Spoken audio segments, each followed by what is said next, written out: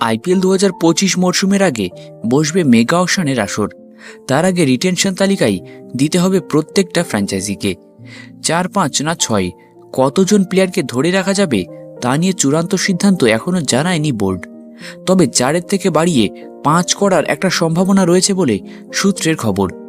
যদি তাই হয় তাহলে কেকেআর কোন 5 জনকে ধরে রাখবে তা নিয়ে জল্পনা তৈরি হয়ে গিয়েছে ফ্যানদের মধ্যে। একটা রিপোর্ট অনুযায়ী কেকেআর সূত্রে খবর, ইতিমধ্যে সেই 5 প্লেয়ার ঠিক করে ফেলেছে ম্যানেজমেন্ট। কোন 5 জনকে ধরে রাখতে চলেছে কেকেআর সেটাই এখন বড় প্রশ্ন। যে 5 জনের নাম সূত্র মারফত জানা যাচ্ছে তাতে রয়েছে বড় চমক, কারণ একাধিক মহাতারকা বাদ যেতে চলেছে কেকেআরের রিটেনশন তালিকা থেকে। চলুন দেখা যাক কোন 5 জনকে রিটেন করতে পারে নাইটরা। নাম্বার 1, শ্রেয়াস আইয়ার। কেকেআরের 10 বছরের ট্রফির খরা কেটেছে শ্রেয়াস আইয়ারের ক্যাপ্টেন্সিতে। গত মরশুমে ব্যাট হাতে তার পারফরমেন্স মাঝারি মানের হলেও শ্রেয়াসের ক্যাপ্টেনশিপ প্রশংসা কুড়িয়েছে, তাই ট্রফি উইনিং ক্যাপ্টেনকে ছাড়ার সম্ভাবনা নেই বললেই চলে। নাম্বার 2, রিঙ্কু সিং।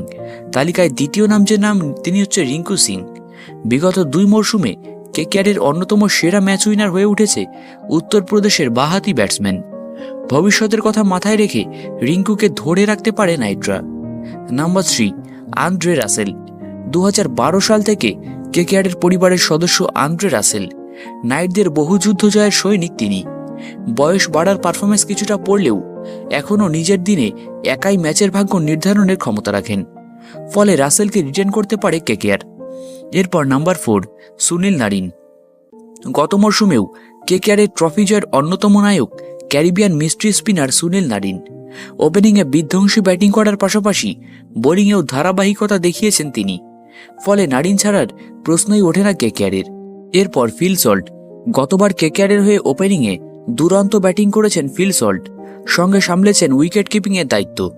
মরশুমে করেছিলেন 435 রান, ফলে সল্টকে ধরে রাখার সম্ভাবনা প্রবল নাইট শিবিরের।